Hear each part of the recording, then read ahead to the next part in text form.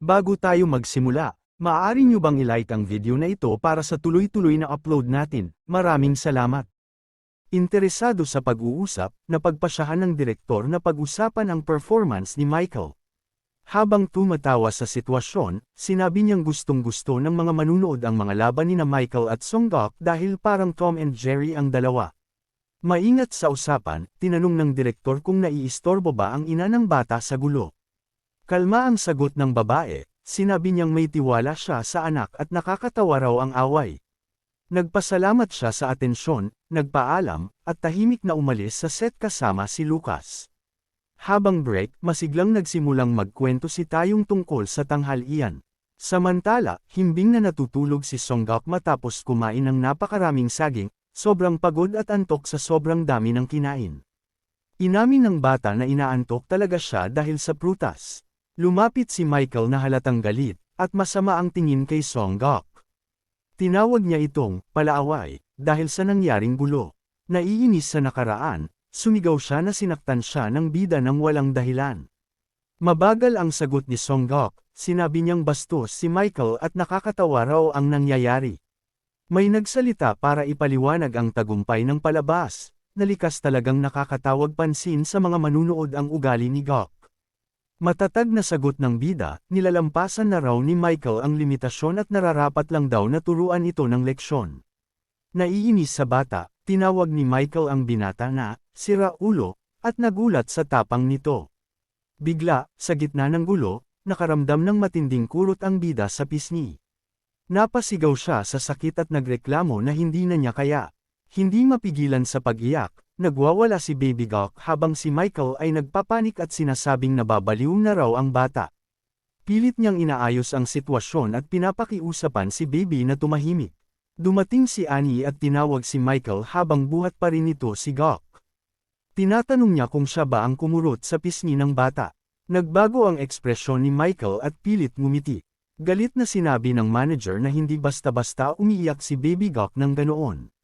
Matatag na babala mula kay Uni, iwasan ni Michael ang sobrang pakikisalamuha kay Songguk habang nag-shooting.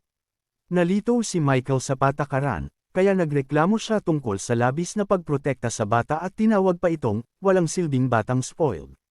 Maigting ang sagot ng babae, paalala niya na may mga commercial na nagawa na ang bata. Napahiya si Michael, matigas ang tono ni Annie. Inutusan siya na kumilos bilang propesyonal at huwag na huwag hahawakan ang kahit anong bata. Habang buhat si Songguk, umaasa siyang malinaw ang mensahe. Frustrated si Michael, kitang-kita sa kanyang mukha ang inis. Kinakabahan siya sa takbo ng mga pangyayari. Sabi niya, pumunta siya sa Korea para maging artista, hindi para mag-alaga ng bata. Nagrereklamo siya sa trabaho at pakiramdam niya ay parang nakakulong siya. Habang iniisip ang hinaharap, napag-isipan ni Michael na iwan na ang proyekto para takasan ang sitwasyon. Biglang tumunog ang telepono. Saglit siyang ninas, sinagot ito at sinabi na abala siya. Paulit-ulit niyang sinasabi na hindi siya pwedeng makipag-usap ngayon. Pero biglang nagbago ang ekspresyon ng kanyang mukha sa gulat, may balita raw mula sa Sumdong Entertainment. Kasunod nito, ipinakita ang gusali ng kumpanya, at may mensahe ng pasasalamat sa lahat ng nandoon. Binati ng lalaki ang mga dumalo sa mahalagang pagpupulong. Masaya siya sa pagkakataon at pinahalagahan ang oras ng buong team. Magalang nang umiti si Taeyong. Nang mabanggit ang bata, nagkwento ang direktor tungkol sa pagpupulong na may kasamang pamilya, at gamaan ang atmosfera. Naglabas siya ng bagong balita, magkakaroon ng performance bonus. Excited siya sa tagumpay ng programa. Ayon sa resulta, lampas 50% ang viewership ng Just Baby, bagay na ikinatuwa ng lahat. Dahil sa magandang pagtanggap ng publiko, nagkaroon ng motibasyon ng lahat na galingan pa hanggang sa huling episode. Nagpatuloy ang agenda, tinalakay ang plano para sa isang espesyal na episode para sa buong team. Masaya ang lahat sa ideya. Ang panukala, isang episode na may temang Pasko upang mapasaya ang mga manunood. Habang dinidetalye ang plano, binanggit ng direktor na ihahanda si Songguk para sa espesyal na palabas. Nang dumating ang araw, nakasuot ng pangpasko ang lahat at damang-dama ang diwa ng Kapaskuhan. Sa nasabing special, si Songguk ang tampok. Tuwang-tuwa ang lalaki sa plano para sa episode, at ngumiti ang ina, parang may nakita siyang kahanga-hanga. Buong kumpiyansa at puno ng enerhiya, sabik ang direktor sa nalalapit na Christmas episode. Ngunit biglang dumating ang assistant na halatang nagmamadali at may masamang balita. Habang nagkakatipon pa ang grupo, biglang nabago ang ihip ng hangin, isang mabigat na balita ang dumating. Nakagugulat ang ulat, ayon sa headline, si Gok ay nagdusa dahil sa kasakiman ng kanyang mga magulang. Inakusahan sila ng child exploitation. Nagimbal ang buong lungsod nang ilabas ng evening news ang maiinit na impormasyon tungkol sa bida ng palabas. Pinag-uusapan ng mga tao si Baby Gok, ang cute na sanggol na biglang nasangkot sa isang kaguluhang pampamilya. Nababahala ang mga tagapagbalita. May lumabas daw na artikulo na nagpaparatang na ginagamit ng mga magulang ang bata, kahit wala pang malinaw na ebidensya. Ramdam ng publiko ang takot at pangamba tungkol sa kalagayan ni Gok sa kanilang tahanan. Sa gitna ng tensyon, nagtipon ang pamilya ni Sang Gok. Mabigat ang atmosfera, puno ng alinlangan. Kita sa mga mata ng ina ang takot, habang nag-iisip ng malalim kung ano ang dapat gawin sa gitna ng lahat ng ito. Samantala, sinusubukang pakalmahin ng direktor ang sitwasyon. Ayon sa kanya, isa lang itong tsismis mula sa tabloid. Pero nais ni Annie na magsaliksik pa, gusto niyang malaman kung sino ang sumulat ng artikulo at kung ano ang motibo nito. Galit si Sang Gok, kahit na bata pa siya, at ipinapakita niya kung gaano siya naiinis sa lahat ng kaguluhan. Nag-aalala ang pamilya habang pinagmamasdan siya, isang halo ng galit at kakyutan ang nakikita sa kanya. Sa matinding inis, sumigaw siya ng malakas, diretso sa direksyon ng direktor. Nagreklamo siya gamit ang salitang, tao, na ikinagulat ng lalaki. Hindi niya alam kung paano tutugon. Ayon sa ama, ang tuwirang kilos ng anak ay kadalasang nagdudulot ng problema, pero sinisiri niya ang mga maduming kampanya na pinapatakbo ng mga makapangyarihan. Kailangan daw nilang madaliin ang paghahanap kung sino ang nag-leak ng artikulo at kung bakit, para mabilis din nila itong masolusyonan. Humingi ng tulong ang direktor sa kanyang mga koneksyon dahil matindi ang pressure at gusto niyang matapos agad ang issue. Sa huli, sumang-ayon ang lalaki sa sinabi ng bata, na tama siya tungkol sa buong sitwasyon. Makatuwiran na ang direktor at ang network ang manguna sa pagsasaayos ng problema, dahil naniniwala ang bata na may prinsipyo ang mga ito. Nagbabala siya na siguradong mag-aabang ang mga reporter sa paligid, kaya iminungkahi niyang manatili na lang muna sa bahay hanggat maaari.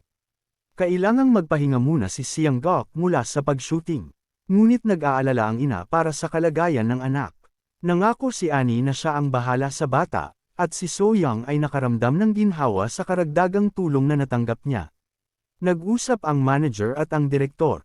Tiniyak ng direktor na agad niyang aayusin ang lahat at pinakiusapan ang manager na manatiling kalmado.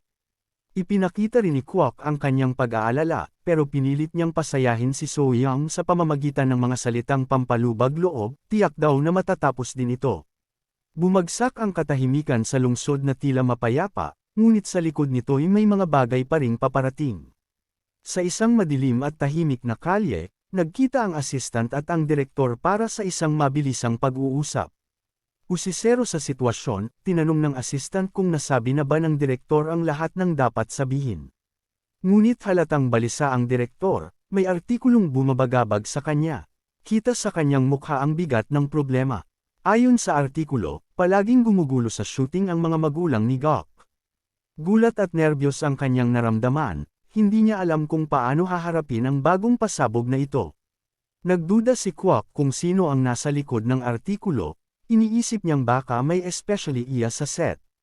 Ngunit mariing itinanggi ito ng assistant. Naalala niya na muntik na siyang mawala ng trabaho noon, kaya't sinumpaan niyang iiwas na siya sa kahit anong gulo. Sa isang maliwanag at masiglang komunidad, may isang lalaki na nagyayang tumulong sa mga nangangailangan. Habang marahang umuulan ng nyebe, magkasamang masayang ipinagdiwang ng dalawang magkaibigan ang bisperas ng Pasko. Namangha ang binata sa maganda at malamig na kapaskuhan at ngumiti habang pinagmamasdan ang paligid. Ngunit bigla na lang may dumating, isang taong nagtutulak ng stroller, at agad nitong nahuli ang kanilang pansin.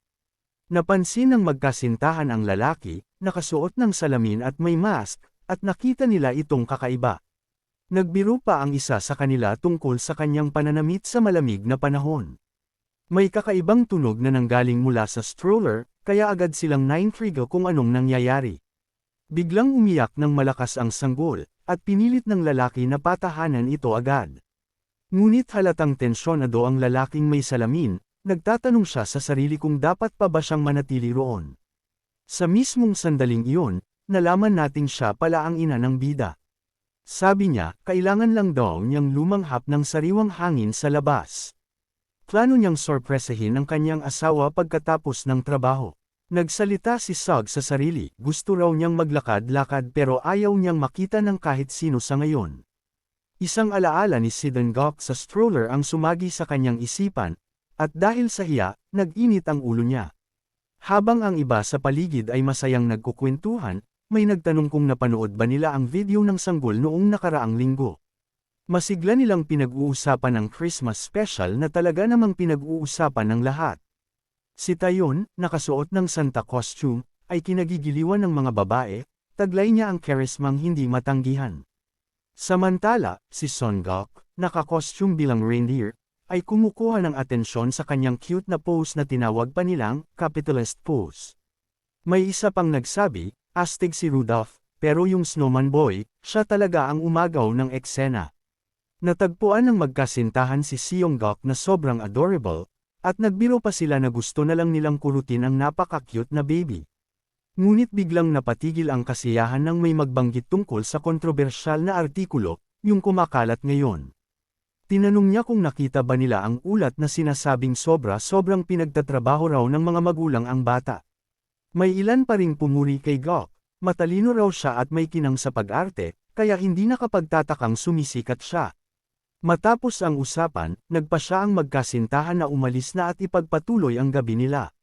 Samantala, nakatitig si baby mula sa stroller sa kanyang ina, may malalim at malungkot na tingin na tiyak tatagos sa puso ng sinuman. Bigla, dumating ang ama, pahabol sa stroller na may malaking ngiti sa mukha. Tuwang-tuwa siyang niyakap ang kanyang anak, tinanong kung talagang dumayo sila sa lamig para makita siya. Ngunit si Sung ay naiiyak, at sa isang iglap ay nag-iba ang atmosfera. Nag-aalala na naman ang ama, sinabi niyang nagiging delikado na ang sitwasyon dahil sa patuloy na pagkalat ng mga istorya ng mga tabloid. Sa isang silid na seryoso at puno ng tensyon, nag-aaway ang ama at ang direktor, parehong may mabibigat na ekspresyon sa mukha.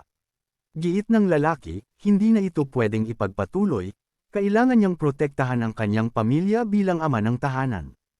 Humingi ng tawad si Kwok, nakayuko habang sinasabing ginawa ng network ang lahat, pero sa pagkakataong ito, ang mga reporter ang nanag. Sobrang mahal ng publiko si Seong Gok kaya't patuloy na lumalala ang mga tsismis. Pagkatapos ng ilang sandaling pag-iisip, nagmungkahi ang ama ng isang direktang solusyon upang tuluyang wakasan ang kaguluhan. Nagulat ang direktor, pero tinanong kung handa ba silang subukan ang bagong ideyang ito, isang live interview. Kita sa mukha ng mga magulang ang kaba habang nakaharap sa kamera, wala nang atrasan. Inulit ng ama ng bida ang mungkahing live interview. Nag-alinlangan man, sa huli ay pumayag din ang direktor. Ika-31 ng Desyembre, sa ilalim ng kulay abong langit, tumambad ang isang malaking gusali na waring malakas na ipinapahayag ang pagtatapos ng taon. Sa huling araw ng taon, ipinakilala si Seong Gok kasama ang mga batang idolo bilang bagong sensation sa mundo ng musika. Masaya ang mga bata habang naglalaro kasama ang cute na sanggol bago dumating ang countdown. Mabilis na lumabas ang mensahe sa screen, Just Baby Year-End Special, magbabalik sa ilang sandali. Sa studio, tahimik ngunit alerto ang assistant habang pinapanood ang broadcast sa screen. Nagpalit siya ng channel at ipinakita ang studio na kasalukuyang naka-live broadcast. Habang nagmamadali ang mga magulang ni Sang Gok sa paghahanda para sa panayam, ipinaliwanag ng assistant na ang live interview ang maglilinaw sa lahat ng kaguluhang nangyari kamakailan. Paalala niya, paparating na rin ang direktor matapos tapusin ang isa pang shooting. Huling beses na sinuri ang mga kagamitan. Ngunit kapansin-pansin, lalo pang lumalala ang kaba ng ina bago magsimula ang matagal ng hinihintay na panayam. Humingi ng paumanhin ang ama, ngunit tinanong siya ng babae kung bakit siya ganoon kabahala. Iniisip niya kasi na siya ang naging sanhi ng gulo, ngunit pinakalma siya ng babae gamit ang mabait ngunit matatag na pananalita. Pinuri niya ang kanyang asawa, sinabing magaling ang ginawa nito, kaya't biglang nataranta ang lalaki at niyakap si Soyam, sabay sabing, ang galing mo. Dumating na si Annie sa lugar, agad na nagtatanong kung handa na ang lahat. Iniisip niya kung handa na nga ba ang bunso, at binanggit ang tungkol sa sorpresa ng buhay. Napansin ni Annie si Songguk na nakangiti sa isang alang-inang paraan. Akala ng bata, mahiyain lang ang kanyang mga magulang, palaging nagpipilit mabuhay araw-araw. Ngunit napagtanto ng pangunahing tauhan na may matapang na plano ang kanyang ama, at marahil, ang panayam na ito ay bahagi nito. Nagulat siya sa ipinapakitang asal ng kanyang mga magulang. Habang nakatingin sa sanggol, napansin ng ina na sobrang cute nito sa suot nitong costume ng oso. Niyakap niya si Songguk nang may labis na pagmamahal bilang isang ina, at sa sandaling iyon, nangako siya sa anak na paprotektahan ito mula sa anumang panganib. Nag-alala ang bata, na intindihan niyang ang panayam ay nangyayari dahil sa kanya. Kaya iminungkahi ng bida na isipin na lang ng ina ng mga tao ang mga kamera, sakaling siya'y kabahan. Si Annie at ang assistant ay nakatingin sa kanila, natutuwa at kinikilig sa eksenang kanilang nasasaksihan. Sa sandaling iyon, tinanong ng ama ang direktor kung nasaan na ito sa gitna ng magulong tagpo. Halos handa na ang lahat at unti-unting tumataas ang tensyon bago magsimula ang panayam. Bigla na lang sumabog ang katotohanan sa isang live interview na ikinagulat ng lahat. Walang babala, isang kabadong lalaki ang nagtangkang ipaliwanag ang mga kumakalat na tsismis.